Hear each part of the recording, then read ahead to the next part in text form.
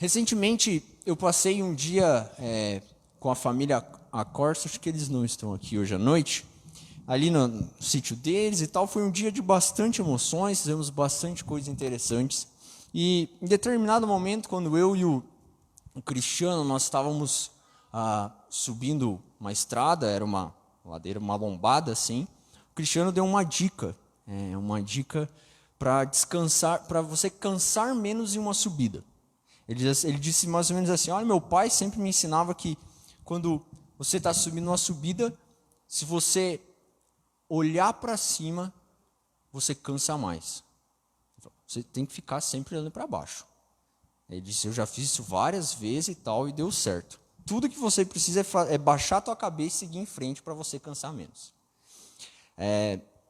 Semana passada, no primeiro dia do ano, eu estava em Foz do Iguaçu, passei o primeiro do ano lá com meus tios, numa prainha, e tinha um mirante bem alto naquela prainha. Em determinado momento, eu e meu irmão subimos lá.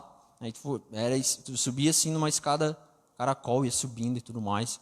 E eu fui subindo, olhando e tal, nem reparei. Quando eu cheguei lá em cima e eu olhei para baixo, uau, aquele susto assim.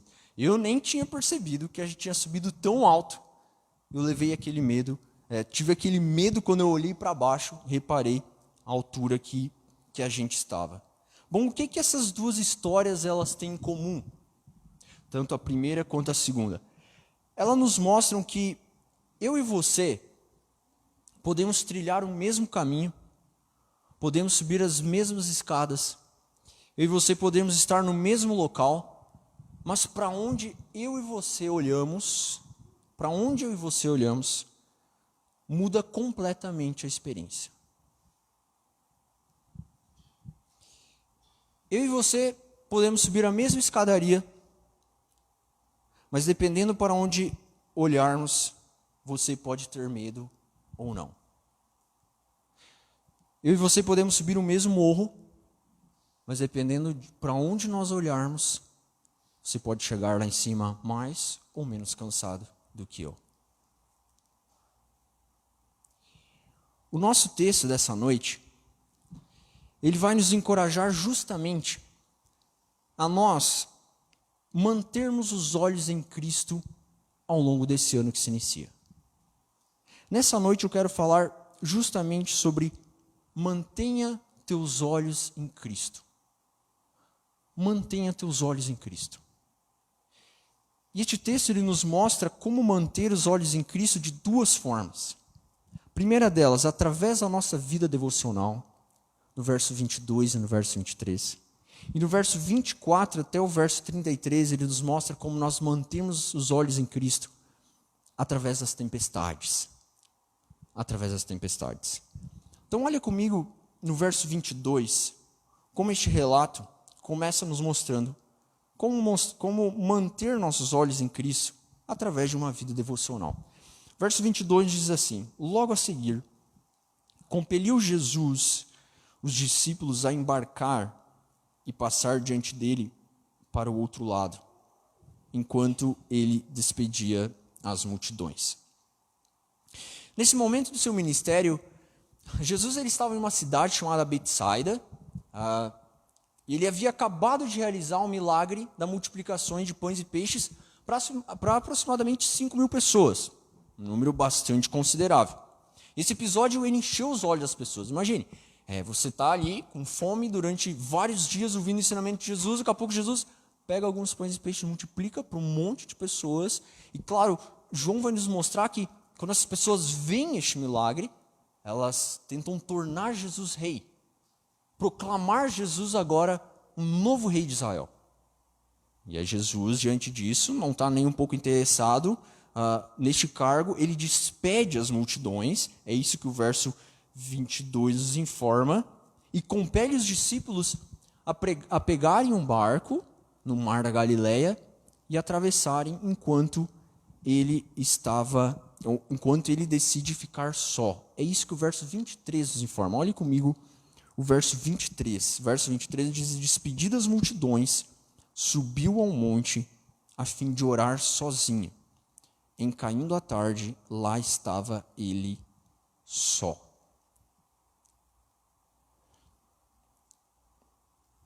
Se você tivesse uma fábrica de chocolate e você pudesse ter acesso aos melhores chocolates do mundo a qualquer momento do teu dia, a qualquer hora, você acha que chocolate seria uma coisa que te faria falta? Não. Você tem acesso a todo o chocolate do mundo a qualquer momento do teu dia. Da mesma forma, Jesus, ele foi o único homem nessa terra que foi plenamente cheio do Espírito Santo. Se eu e você precisamos buscar a Deus para sermos cheios do Espírito Santo, Jesus não tinha necessidade disso, porque ele era cheio do Espírito Santo. Ele não tinha necessidade, não sentia necessidade de comer chocolate na ilustração, porque ele já tinha todo o Espírito Santo habitando nele. Mas, como homem, ele também se sentia cansado de estar no meio de tantas pessoas por longo tempo, como eu e você nos sentimos cansados ao fim do dia. E por isso, por vezes, nós vemos Jesus tirando alguns momentos para se afastar de todo mundo e ter um momento a sós, não só de descanso, mas também um momento a sós com Deus, o seu Pai. Não porque ele precisava mais de Deus, mas para dar exemplo para mim, para você, que precisamos disso, que precisamos manter nossos olhos em Cristo através de uma vida devocional, através de tempo a sós com Deus. Nós podemos ver Jesus fazendo isso diversas vezes, principalmente no Evangelho de Lucas. E por isso, nesse momento, diante desse verso, eu gostaria que nós refletíssemos um pouco juntos sobre a importância disso, sobre a importância de eu e você uma vida devocional ao longo desse ano. De nós termos momentos a sós com Deus ao longo do nosso ano, ao longo do nosso dia, para nós manter nossos olhos em Cristo. Veja, irmãos, em primeiro lugar, nossa vida devocional é como o nosso alimento espiritual diário. Sabe, assim como você tem necessidade, eu e você temos necessidade de comer todos os dias, certo? De beber água todos os dias, de nos alimentar. A nossa vida espiritual precisa ser nutrida diariamente na presença do Senhor. Diariamente, ao longo desse ano, eu e você temos a necessidade de termos momentos a sós com Deus, através da oração, através da leitura da palavra. Isso é algo indispensável para mim e para você ao longo desse ano. Se existe uma meta que você precisa ter esse ano, é essa. Essa é a meta que vai determinar a qualidade de todas as outras metas que você estabelecer para o teu ano.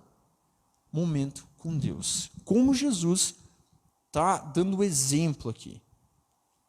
Segunda coisa importante em relação a isso, não incorra no erro de achar que pelo simples fato de você ter momentos de oração ao longo do dia, assim, não, mas eu oro, assim, passo meu dia, eu estou falando com Deus, vou fazer uma coisa, assim, não, mas eu acredito na Bíblia, tira aquele versículo aleatório, leia. Não incorra no erro de você achar que pelo simples fato de você fazer isso te dá qualidade de relacionamento com Deus.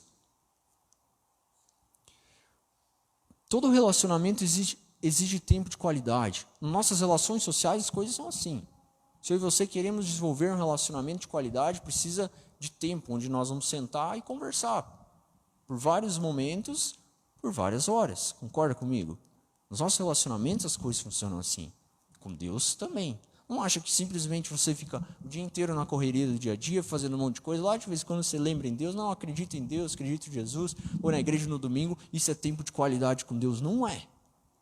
Nós precisamos ter momentos a sós com Deus, como Cristo está nos dando o exemplo. Bom, e como nós podemos fazer isso? Veja que Jesus aqui, o verso está nos informando, o verso 23, nos informa que Jesus despede as multidões, vai orar sozinho, em caindo a tarde, lá estava ele só. Significa que Jesus estava tendo este momento a sós com Deus no fim do seu dia, à tarde. Nós podemos ver Pedro no livro de Atos, no capítulo 10, quando ele vai encontrar com Cornélio, fazendo isso ao meio-dia. Nós encontramos Daniel fazendo isso 13 vezes ao dia. O que a Bíblia está nos mostrando, e a orientação que ela está nos dando, é que não existe um tempo específico do dia para nós fazermos isso. Ele precisa acontecer. Mas ela não te oferece um método pronto, um horário do dia que isso deve acontecer. Ela te dá liberdade para você escolher o melhor momento, para você adequar conforme a tua rotina. Agora, o que ela nos orienta a fazer é ter esse momento com Deus. Não dá para simplesmente a gente negligenciar isso. Não, vou deixar para o fim do dia. Aí chega o fim do dia, não, estou meio cansado, vamos deixar passar hoje. Aí passa o primeiro dia, no segundo não vou tentar, não, passa o segundo também não faço. Então eu encorajo você este ano a criar uma rotina para ler as Escrituras, para ter um plano de leitura das Escrituras, para manter teus olhos em Cristo através de uma vida devocional.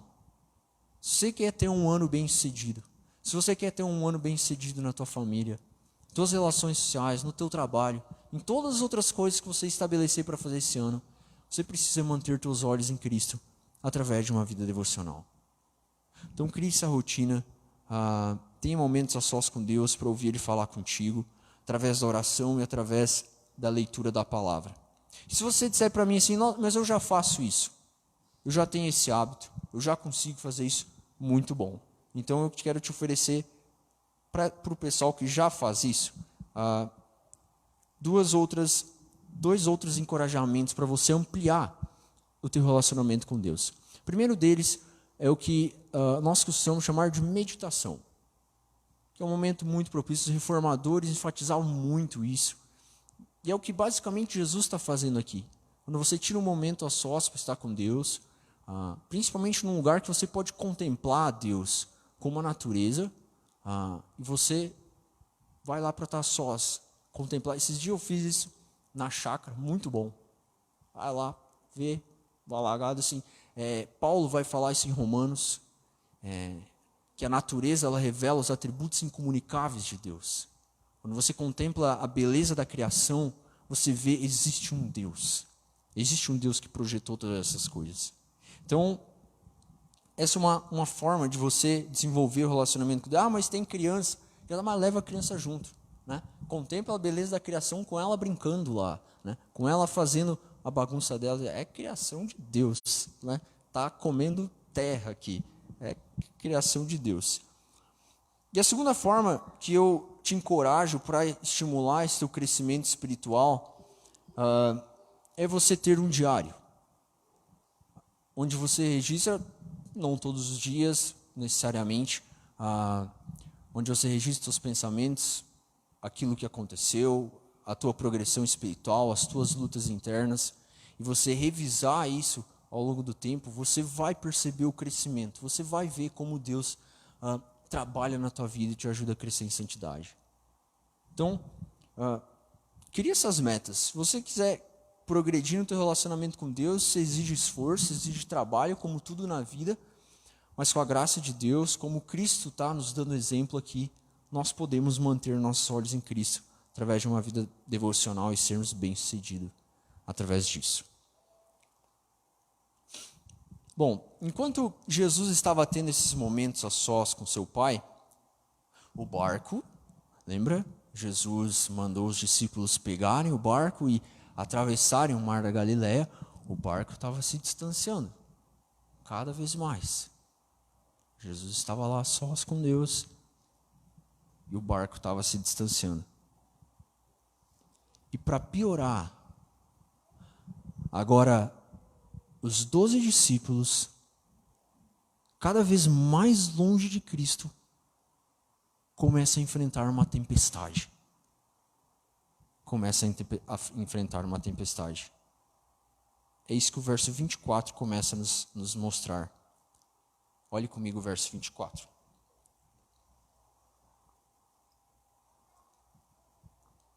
Entretanto, o barco já estava longe, a muitos estádios da terra, açoitado pelas ondas, porque o vento era contrário. Irmãos, este lago na qual Jesus Os outros evangelhos vão nos falar que Jesus estava em Betsaida e manda os discípulos atravessarem até Cafarnaum, que é a região da Galileia. Este lago, que é também chamado de Mar da Galileia, na verdade é um lago de água doce, mas é um lago gigantesco. Este lago ele possui 13 metros de largura e 13 quilômetros de largura e 21 quilômetros de comprimento. Então é um lago muito grande. Mas como eu e você sabemos, por mais grande que seja um lago de água doce, não existe tempestade num lago. Certo? Você já viu ondas? Nossa, vou surfar numa onda como você faz na praia, no alagado de São Jorge. Não tem como acontecer isso. Mas neste mar, neste lago, ele ganha característica de mar justamente porque o Monte Hermon está muito próximo, é uma elevação muito grande. Esse monte ele é coberto de neve, então ele está na ponta norte deste lago, e ao seu redor tem várias montanhas. Ao descer aquele vento frio, ele colide com as águas e faz frequentemente haver várias tempestades. Eu estava olhando, deve fazer uma pesquisa bem interessante, tem várias imagens, até atualmente, hoje, mês de Israel, o Mar da Galileia é a grande fonte de água para o país inteiro, e é uma grande fonte de pesca ainda para muitas pessoas que moram lá, e de várias outras formas de sobrevivência econômica para Israel, mas até hoje ainda eles sofrem com isso, com grandes tempestades que acontecem lá. E o verso nos informa que os discípulos eles estavam muito longe, a vários estádios. Os evangelhos vão mostrar que João vai nos mostrar que eram aproximadamente 25 estádios, ou seja, 4,5 km. Irmãos, 4,5 km é uma distância bem considerável para Jesus caminhar. Mas Jesus não foi simplesmente caminhando como eu e você caminhamos aqui.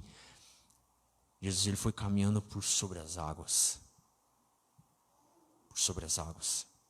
Isso que o verso 25 nos informa. Olhe comigo o verso 25. Na quarta vigília da noite, foi Jesus ter com eles, andando por sobre o mar.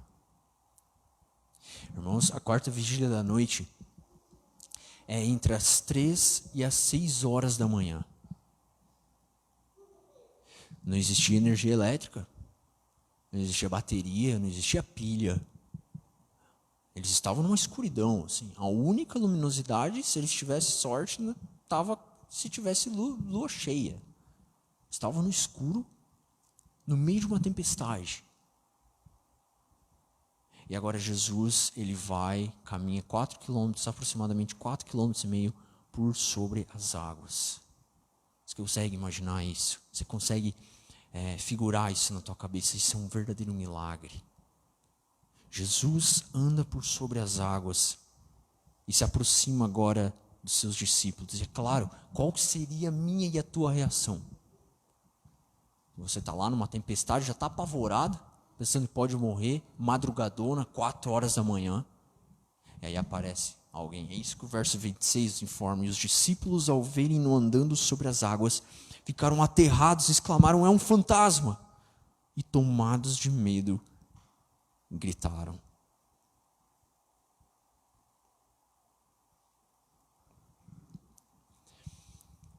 Os discípulos, diante dessa tempestade, eles se apavoram. E ao ver Jesus, eles ficam ainda mais assustados. E agora eles têm medo. Eles têm medo. E aqui eu quero que nós reflitamos um pouco sobre essa sensação, medo, que vai acontecer comigo e contigo ao longo desse ano, diante das tempestades da vida que eu e você vamos enfrentar. Vir aqui dizer e fazer um discurso que o ano vai ser muito bom e que não vai acontecer nenhum perrengue ou nenhuma dificuldade, seria uma baita mentira. É fato que acontecerão tempestades na minha e na tua vida, que acontecerão dificuldades e que nós teremos que enfrentar essas tempestades. Existem algumas coisas que são mais previsíveis em uma tempestade, existem outras coisas que são completamente imprevisíveis. E diante das tempestades, eu e você temos a mesma tendência dos discípulos a acontecer coisas inesperadas, como o que aconteceu com eles, completamente inesperado. No meio de uma tempestade aparece alguém caminhando por sobre o mar, completamente inesperado, e eles têm medo.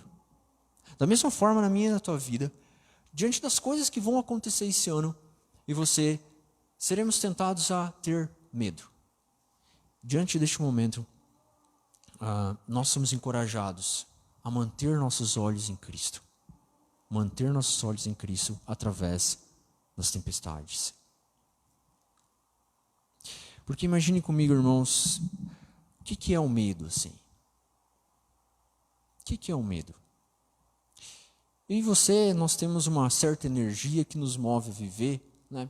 Chamar energia, cada pensador vai chamar de uma forma, mas eu e você variamos, né? De manhã, alguns de vocês talvez estejam com essa energia muito boa, a galera que já levanta cantando, super animada. São poucos, concordo, mas existem essas pessoas no mundo, acredito em vocês. E ao longo do dia essa energia vai mudando, conforme os eventos vão acontecendo. Quando você está com muita fome, aí você vê um prato delicioso, nossa, vamos comer e tal. Quando acontece alguma coisa, vai mal no trabalho, não dá certo, a energia cai lá embaixo. As coisas acontecem desse jeito. E o que é o medo? O medo, ele é uma queda nessa nossa energia que nós temos para viver, causada por aquilo que nós pensamos. Por aquilo que nós pensamos. Imagine comigo, você está caminhando no mato, daqui a pouco aparece uma cobra gigantesca na tua frente. Qual que é a tua reação? Medo. A cobra te picou? Não. A cobra te atacou? Te causou algum mal? Não. Ela simplesmente apareceu na tua frente. Mas só pelo fato de você imaginar o que ela pode fazer contigo, ou o perigo que ela pode causar, isso te produz medo. Era exatamente isso que está acontecendo com os discípulos. Eles simplesmente veem Jesus. Jesus não tinha feito nada para eles. Não tinha acontecido absolutamente nada diferente. Mas eles têm medo. Mas eles têm medo. Da mesma forma, se você não gosta de viajar sozinho, assim. Não gosto de viajar sozinho. Aí você tem que fazer uma viagem a noite inteira sozinho. Medo. Você já viajou? Você já entrou no carro? Já teve que fazer a viagem? Não. Mas só o fato de você imaginar a viagem já te causa medo. Isso é medo. E qual que é a solução para o nosso medo? Nós vamos ter nossos olhos em Cristo. Nós vamos ter nossos olhos em Cristo. Se a nossa confiança ela estiver estabelecida em Cristo, nós olharmos para um Cristo vitorioso, nós vamos passar pelas tempestades dessa vida em paz. É justamente isso o que Jesus estimula os seus discípulos a fazer. Olha comigo no verso 27. Mas Jesus, imediatamente, no mesmo momento, imediatamente, lhes disse: tende bom ânimo. Sou eu. Não temais. A solução para o medo dos discípulos está em Cristo. Jesus disse: olha, sou eu. O mesmo eu sou, a mesma forma que ele diz assim, o eu sou o que fez as coisas acontecerem no deserto, sou eu. Não tem mais. Não tem mais. Então, se eu e você queremos atravessar este ano as tempestades, as coisas ruins que vão acontecer na minha e tua vida, sem isso tirar a nossa paz, sem isso nos amedrontar, mantenha teus olhos em Cristo. Cristo venceu a morte, ressuscitou ao terceiro dia. Se volte para aquilo que Cristo fez na cruz, Ele nos oferece esperança. O maior milagre que nós temos para contemplar esperança está na cruz do Calvário, está no que Ele fez por nós naquela cruz. Isso deveria motivar cada um de vocês, cada um de nós, a atravessarmos o ano de forma confiante no Senhor.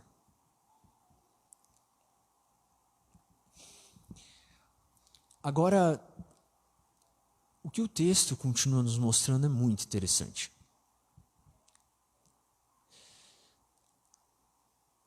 Todos nós aqui vamos passar por algumas tempestades esse ano.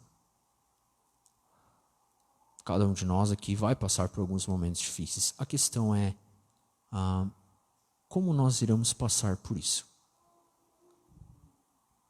O texto agora ele passa a nos mostrar duas formas de enfrentar essa tempestade. Você pode enfrentar ela de uma maneira muito mais tranquila, sem ousar muito. Ou você pode ousar e aprender muito mais do Senhor no meio de uma tempestade. No meio de uma tempestade. Olhe comigo o verso 28.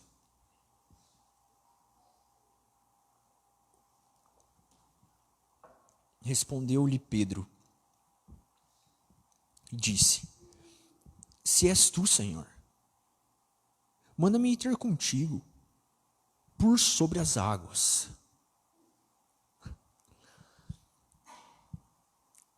Pedro é um personagem interessante.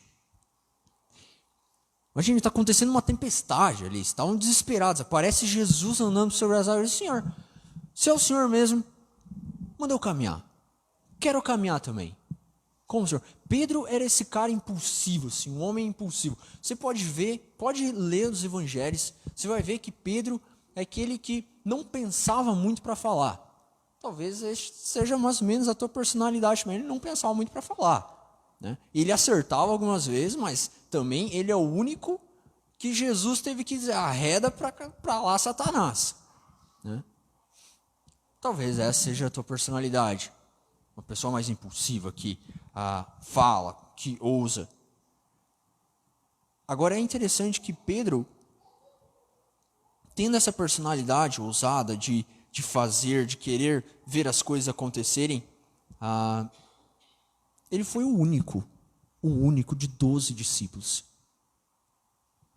que pôde ao longo de toda a sua vida dizer assim, eu andei por sobre as águas. Eu andei por sobre as águas. Olha comigo o verso 29.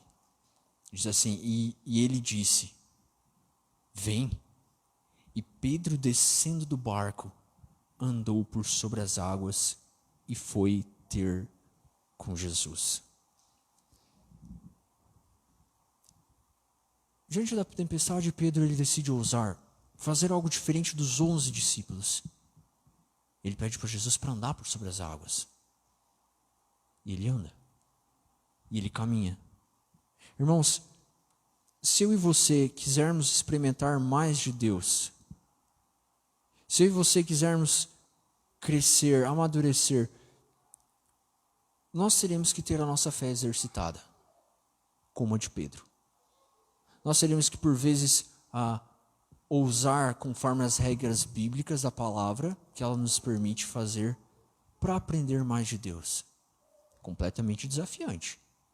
Pedro foi o único. Coragem para dizer que quer andar por sobre as águas. Os outros passaram pela tempestade. Também passaram. Mas ficaram ali no barco, tranquilo. Pedro ousou. E por isso foi o único que pôde chegar durante a sua vida e dizer que ele caminhou por sobre as águas. Se eu e você quisermos crescermos espiritualmente, se eu e você quisermos amadurecermos, termos novas experiências com o Senhor, nós precisamos fazer algo diferente, assim. Não dá para querer ficar o ano todo na mesma, fazendo a mesma coisa, assim, não se envolvendo, não exercitando a nossa vida espiritual e querer chegar no fim do ano e achar que as coisas vão estar diferentes. Não vão estar. Não vão estar. Se nós queremos aprender mais do Senhor, nós precisamos ousar para isso. Exatamente isso que Pedro fez. Qual foi o erro de Pedro? Não ter mantido os olhos em Cristo. Não ter mantido os olhos em Cristo. Olhe comigo o verso 30. Reparando, porém, na força do vento, teve medo.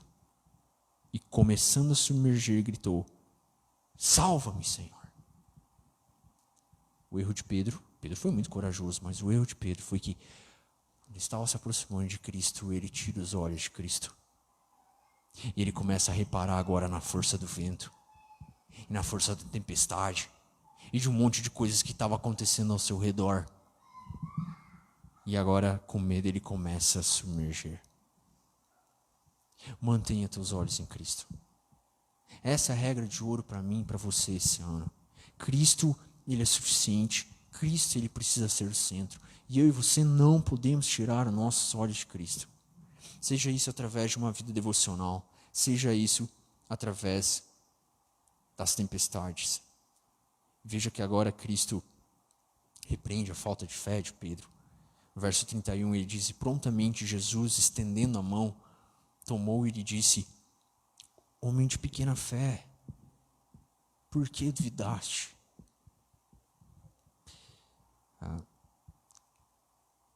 É muito confortador nós vermos que Cristo em nenhum momento ele abandona Pedro e diz: não, Pedro, você disse que ia vir, aguenta mais um pouco aí, tá? Vou deixar você afundando mais um pouco, depois te dar a mão. Não, Jesus prontamente, estendendo a mão, mesmo diante da falta de fé de Pedro, ele estende a mão para ajudá-lo, repreende ele: homem de pequena fé, por que duvidaste? Diante das coisas que irão acontecer na minha e na tua vida, eu e você só temos duas opções. Assim, no fim de uma tempestade, Jesus pode olhar para nós e chamar servo bom e fiel, ou ele pode olhar para nós e dizer: homem ou mulher de pequena fé, por que duvidaste? Você duvidou que eu poderia fazer isso? Você duvidou que você poderia chegar até mim? Você duvidou que as coisas realmente poderiam acontecer? Isso é fé, sim.